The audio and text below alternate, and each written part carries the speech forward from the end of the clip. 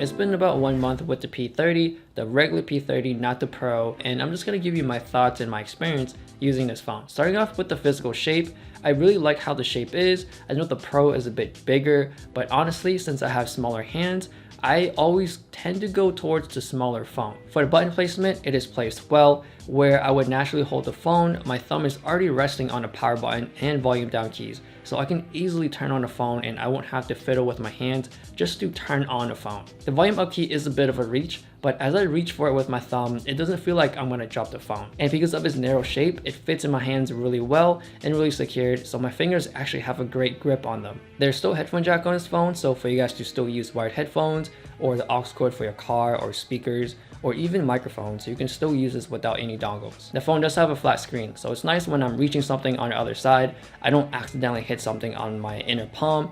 It does still happen once in a blue moon because the bezels are so thin. The phone is really light and thin, so when you have it in your pocket, it doesn't feel like you're being dragged down, or you won't really feel it in your pocket at all. The phone does come with the free case, and with my expectations, I don't think it's gonna last very long, or it won't look as good in the next 2 or 3 months or so, because if you guys seen with my Mate 20 video, I've showed how ugly that free case will look like. So I would expect the same quality with the Mate 20 case as is with the P30 case. In terms of the performance for the case, it's nice and thin and it's protective. I have dropped it a couple times and it still protected the phone. It's still good a case that will last you a couple months, so it's a good amount of time until you would get a new case that is even better than the free one, or it will look better. Now, going over my concerns, the first thing I want to talk about is the in-screen fingerprint sensor. It works well, but it doesn't work as fast or as accurate as the older ones or the physical ones that we are all used to. I feel like I have to push down really hard or leave it there for a good second.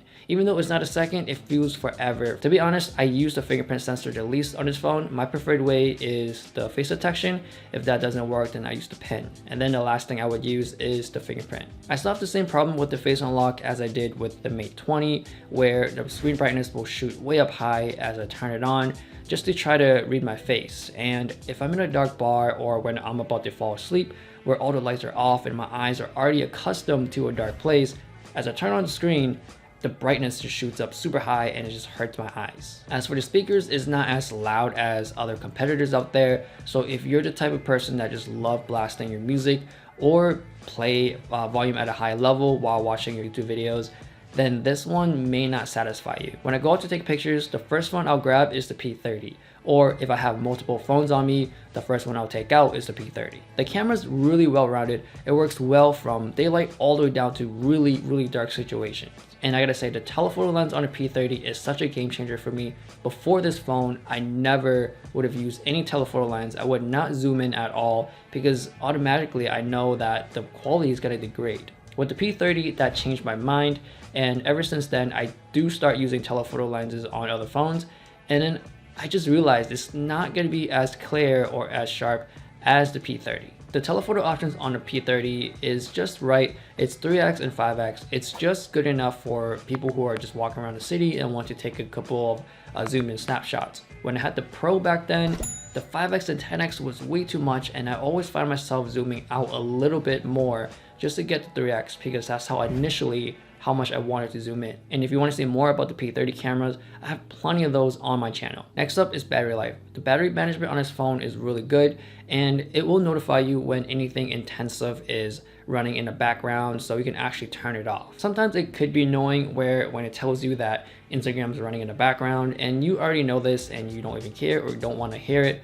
You can just swipe it away or turn it off because the battery management is already so good on this, you won't really need to worry about it. The battery can compete with the Mate 20. I wouldn't say it will last longer than the Mate 20, but it does get pretty close. I would say it's a good 5 to 10% difference. It really depends on how much you use your phone. So that's pretty surprising because the battery on the P30 is smaller than the one on the Mate 20. Huawei gestures are by far my favorite gestures on any Android phones. It just feels the most natural, and I can just go back anywhere on any side of the phone, whether it's on the left side, right side. top left, top right, bottom, it doesn't matter. I can just easily go back to my previous page naturally without needing to struggle to reach anywhere just to go back. For everyday use, this is a great phone. I would say the biggest obstacle is the UI. It does take some time to learn, and every year it is getting more simple and better, so that is the plus for them. Then again, when you're used to something or when you take time to learn it, you can use this every day like nothing. Honestly, the UI isn't my favorite, but the gestures by far is the game changer and what makes me want to stick with the Huawei. The only thing I wish it had was wireless charging, but that's more of a personal need. Overall, I would recommend this phone to anybody, even though the P on the P30 stands for photographer, or the phone is aimed towards photography.